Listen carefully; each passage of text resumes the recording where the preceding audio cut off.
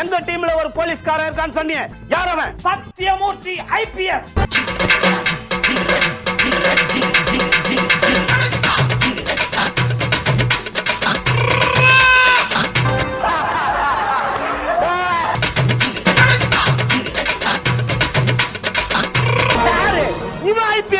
நான் நம்ப மாட்டேன். யோ, இவர் IPS தான், நம்பியா? ஆடியன்ஸே நம்ப மாட்டேன்னு சிரிச்சு நிக்கிறாங்க. அடுத்த தலைவர் யார் அப்படின்ற ஒரு கேள்விக்கு விடை கிடைக்கக்கூடிய நிலையில் நயினார் நாகேந்திரன் வேட்புமனு தாக்கல் செய்து போட்டியின்றி தேர்வு செய்யப்படுகிறார்.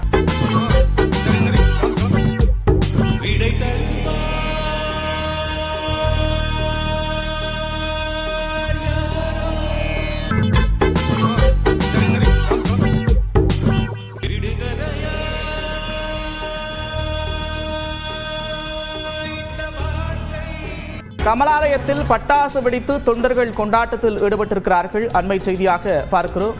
பேச்சாடா பேசுன, கொஞ்சம் நெஞ்ச பேச்சா பேசுன. மன்னர் பரம்பரை, மண்ணாங்கட்டி பரம்பரை, நீயே இப்ப மாவு கட்டு பரம்பரை ஆகிட்டாங்க. இந்நிலையில் கமலாலயத்தில் பாஜக தொண்டர்கள் பட்டாசு வெடித்து கொண்டாட்டத்தில் ஈடுபட்டிருக்கிறார்கள்.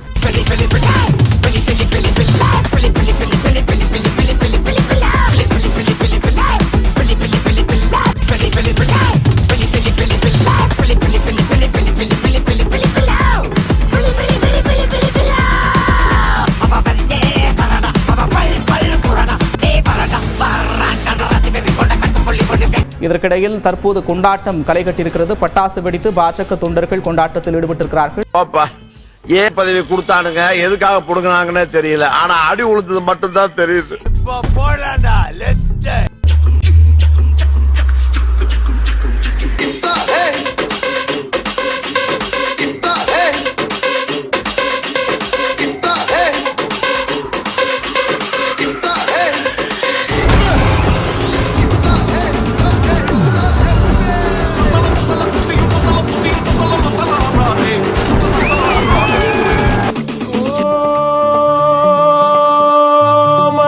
நெஞ்சம் மனசுல சலனம் மறக்குமா, நெஞ்சம் மனசுல சலனம்.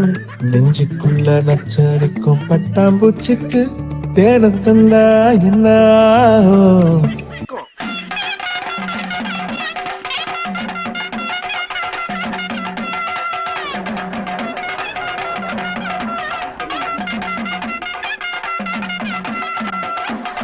செந்தில், உங்களிடமிருந்தே தொடங்குறேன்.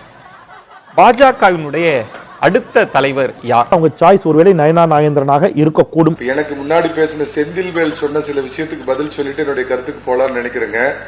என்னுடைய பார்வையில அந்த கட்சியில பயணித்தவன் அப்படிங்கிற அடிப்படையில சொல்றேன், நயினார் நாகேந்திரனுக்கு வாய்ப்பு மிக மிக குறைவு. நயினார் நாகேந்திரனுக்கு வாய்ப்பு மிக மிக குறைவு.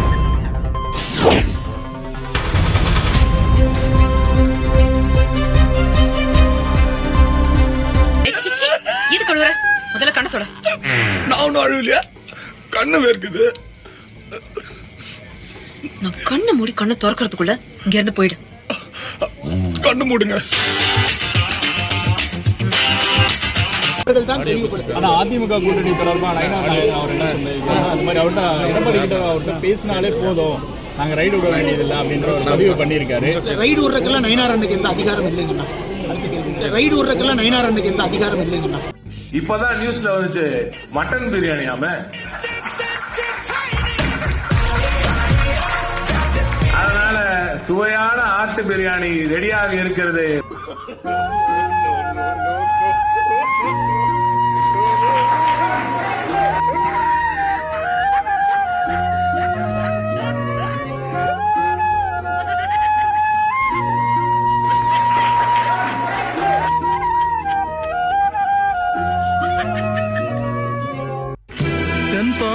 சீமையிலே தேரோடும் வேதியிலே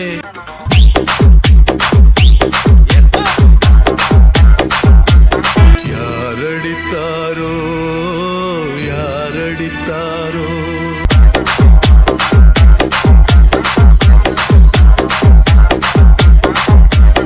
இனியும் அழுது தேம்பாதே.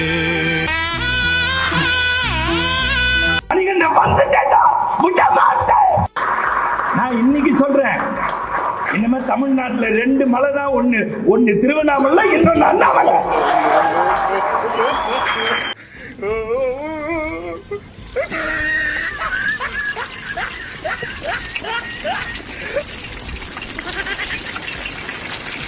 ஆட்டை பிரியாணி போடுவீங்களோ என்னமோ போடுவீங்க, அந்த ஆட்டை தயவு செஞ்சு கொடுமைப்படுத்தாம பிரியாணி போடுங்க. அதான் என்னுடைய அன்பான வேண்டுகோள். சொல்லு, யூடியூப்ல போடு அண்ணாமலையின் சொம்பு. ஓடா ஏன் கத்துற?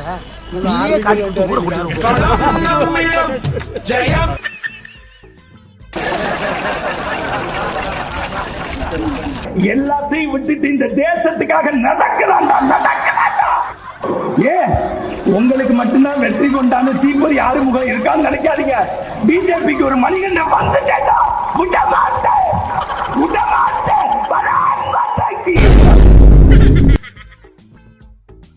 நாளைக்கு பாரதிய ஜனதா கட்சியிலிருந்து முதலமைச்சர் பேசின ஒரு பாயிண்ட்டுக்கு ரிபட்டல் கொடுக்கும்.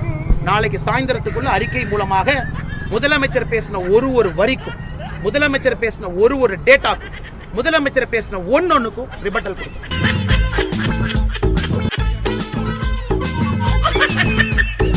காயப்பட்ட சிங்கத்தோட மூச்சு.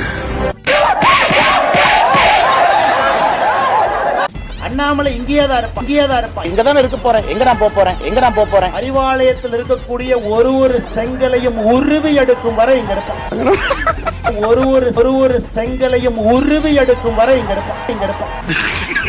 புதிய ஆட்சியாளர் வரணும்னா இந்த நான்சென்ஸை முதல்ல நிறுத்தணும்னு அண்ணாமலைக்கு ஒரு 2 நெட்டு கைண்டிஷன் நினைக்கிறேன். மானமுள்ள அண்ணாமலை வெட்கப்படும். அண்ணாமலை வெட்கப்படும். மயிர் பேச எனக்கு நான் கேட்கக்கூடிய கேள்விகள முக்கியமான கேள்வி, நான் அரசியலே தொடர வேண்டும். ஆட்டை பிரியாணி போடுவீங்களோ என்னமோ போடுவீங்க, அந்த ஆட்டை தயவு செஞ்சு கொடுமைப்படுத்தாம பிரியாணி போடுங்க. அதான் என்னுடைய அன்பான வேண்டுகோள். ஆனா நான் இப்போ ஓவர் கான்ஃபிடென்ட். 2026 ஆட்சியை பிடிக்க போறேன். பல நேரத்தில் நானே யோசிப்பேன், இந்த அரசியல் நாம் இருக்கணுமா, இங்கதானே இருக்க போறேன். இந்த அரசியல் நாம் இருக்கணுமா, எங்க நான் போக போறேன். should we continue to be in politics? அண்ணா பெண்களுக்காக ஏன்னா நீங்க இவ்வளவு தான் கஷ்டப்படுறீங்க. எதுக்கு நான் இவ்வளவு கஷ்டப்படுறீங்க? உடம்பு ஏற நீங்க எப்படி வந்தீங்க? பாஜகவில இன்று விருப்ப மனு தாக்கல் செய்யப்படுறாங்க. உங்கள் தரப்பில் இருந்து விருப்ப மனு தாக்கல். எலெக்ஷன் சம்பந்தமான கேள்விகள் கட்சி முடிவெடுக்கும். அதுதான் சொல்றேன், யாரு விருப்ப மனு யாரு கொடுக்கணும், யாரெல்லாம் அதுல விருப்பம் இருக்காங்க அப்படிங்கறதுக்கு கட்சியில தனியா ஒரு சிஸ்டம் இருக்கு.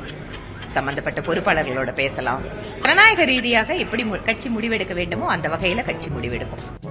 खत्म, bye bye, tata, good bye, गया. நம்மளோட மூத்த பத்திரிகையாளர் திரு விஜய் சங்கர் இணைகிறார். விஜய் சங்கர், இயல்பான கூட்டணி அமைஞ்சிருக்குன்னு சொல்றாரு அமித்ஷா. இது இயல்பான கூட்டணியா, எப்படி பாக்குறீங்க?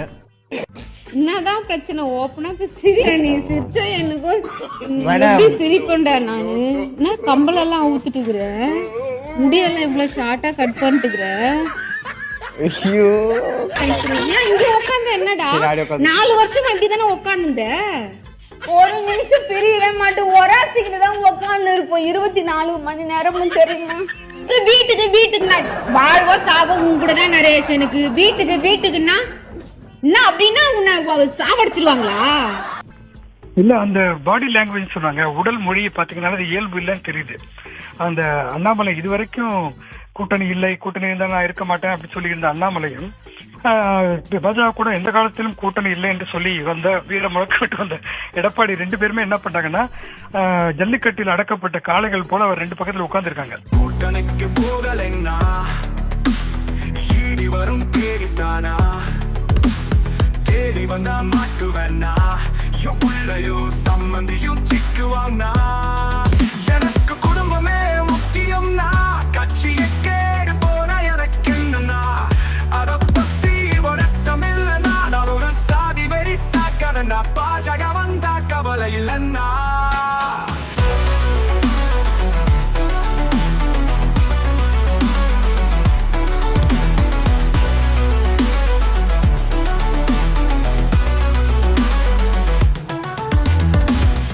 அவர்கள் முகத்தில் ஒரு சிரிப்பு கூட இல்ல. இது பார்க்கும்போது யார் அங்க உண்மையிலேயே, அதுவும் இன்னைக்கு 1 மணிக்கு வச்சிருந்த அந்த பிரஸ் கான்ஃபரன்ஸ் என்டிஏ அப்படின்னு முன்னாடி போட்டு அந்த பின்னாடி பேனர் வச்சிருந்தவங்க 5 மணி வரைக்கும் 6 மணி ஆயிடுச்சு. அப்போ 5:05 இவ்வளவு 4 மணி நேரம் டிலே ஆகி அதுக்கப்புறம் மறுபடியும் இப்ப வந்து கூட்டிருக்காங்கன்னா அந்த நடுவில் இந்த 5 மணி நேரத்துல தான் பெரிய ஒரு டிராமா நடந்திருக்கு. உறுதியாக சொல்கிறோம் அனைத்து இந்திய அண்ணா திராவிட முன்னேற்ற கழகம் பாரதிய ஜனதா கூட்டணியில் இல்லை இல்லை இல்லை. இத புடிங்க ஐயா, நீங்க கலட்டி அடிக்கிறதுக்கு பதிலா நானே எடுத்து கொடுக்கறேன். இதால என்ன அடிங்க ஐயா. தண்ணியில வேலைன்னு ஒரு பண்ணி சொல்லுச்சுன்னு அந்த பண்ணிய நம்பி உங்களை நான் கண்டபடி பேசிட்டேன் ஐயா. இவங்களோட கூட்டணி வச்சுதாங்க எங்க ஆட்சியை போச்சு. இல்லைன்னா நான் ஜெயிச்சிருப்பேங்க. ராயபுரத்தில் வந்து நான்லாம் தோக்குறாள். நான் மனம் திறந்து சொல்கிறேன், இதுவரையில் சொல்ல நீங்கள் கேள்வி கேட்டு தான் சொல்கிறேன்.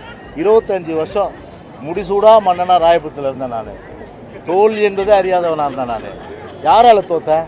பிஜேபியால் தான் தோத்தேன். பிஜேபி இல்லைன்னா நான்லாம் நேரம் சட்டமன்றத்துக்கு போயிருக்க வேண்டிய ஆளு. பிஜேபி இருக்கிறதுனால அப்பொழுது சூழ்நிலையின் காரணமாக கூட்டணி வைத்தோம். அதே நேரத்தில் கொள்கை என்று வருகின்ற பொழுது அனைத்து இந்திய அண்ணா திராவிட முன்னேற்ற கழகம் கொள்கைக்குத்தான் முன்னுரிமை கொடுக்கும்.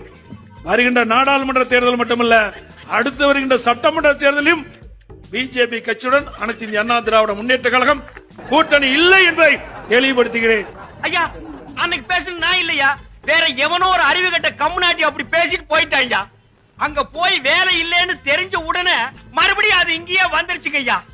ஐயா டேன்னு கூப்பிடுங்க ஐயா, 10,000 தடவை டேன்னு கூப்பிடுங்க ஐயா. ஏடிஎம்கேவோட டிமாண்ட் என்னன்னு அவர் கேட்டதுக்கு ஏடிஎம்கேவோட எந்த விதமான அவங்க டிமாண்டும் வைக்கவில்லை. இது வந்து ஒரு இயல்பான இயற்கையான கூட்டணி. என்ன நடந்தது, மிரட்டப்பட்டவர்களா என்னன்னு நமக்கு தெரியாது. இது வந்து எனக்கு வந்து வடிவேலு ஜோக் மாதிரி தான் இது. இங்க நல்ல ஒருத்த வந்து சிக்கிருக்கான் அப்படி நமக்கு நல்லா வந்து நம்மள வந்து கவனிச்சு அனுப்புங்கன்னு சொல்ற மாதிரி தான் 2 பேருக்கு அடி வந்துருங்க. एडीएमके और भाजपा का ये जो अलायंस का मतलब मिलके राज्य यहाँ पे बनाएंगे क्या सरकार, कोएलिशन सरकार? जी, हम साथ में सरकार बनाएंगे. हम चुनाव एड़ापाड़ी जी के नेतृत्व में लड़ेंगे. நாங்கள் இணைந்துதான் இங்கே ஆட்சி அமைக்க போகிறோம். அந்த மாதிரி கூட்டணி ஆட்சி தான் நடைபெற போகிறது. திரு எடப்பாடி அவர்களின் தலைமையில் தான் இந்த கூட்டணி நடைபெற போகிறது.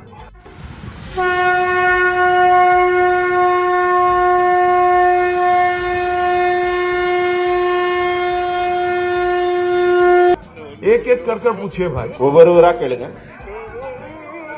ஒருத்தரா கேளுங்க. கேள்விகள் एक व्यक्ति पूछो ना. Sir, what are the sir here? अगर जीतेंगे तो भाजपा के जो एमएलए ना मंत्री बनेंगे क्या? वो हम जीतने के बाद तय करेंगे. मैं कोई कंफ्यूजन छोड़ना नहीं चाहता. डीएमके के लिए हम एड़ापाड़ी जी के नेतृत्व में चुनाव लड़ेंगे. Sir, what are the demands? வெற்றி பெற்ற பிறகு அதற்கான பதிலை சொல்லுகிறோம். இப்ப வந்து நாங்க திமுகவோட எந்த விதமான இந்த மாதிரி குழப்பத்துக்கும் ஆளாக்க விரும்பவில்லை. அதனால ரொம்ப தெளிவா சொல்றோம், திரு எடப்பாடி அவர்களின் சீரிய தலைமையில் இந்த கூட்டணி அமைகிறது. வெற்றிக்கு பிறகு முடிவு செய்யப்படும். நேருக்கு நேர் மோதி பார்க்கலாம், லேடியா மோடியா என்றெல்லாம் கேள்விகளை எழுப்பினார். எந்த காலத்திலும் இனி எந்த காலத்திலும் அதிமுக பாஜகவோடு தேர்தல் உறவு வைத்துக் கொள்ளாது என்பதையும் அழுத்தம் திருத்தமாக சொல்லியிருந்தார். வேட்பாளர்களையும் பாரதிய ஜனதா கட்சியின் வேட்பாளர்களையும் இந்த தேர்தலில் அவர்கள் போட்டியிடுகின்ற அனைத்து தொகுதிகளிலும் நீங்கள் டெபாசிட் இறக்க செய்ய வேண்டும்.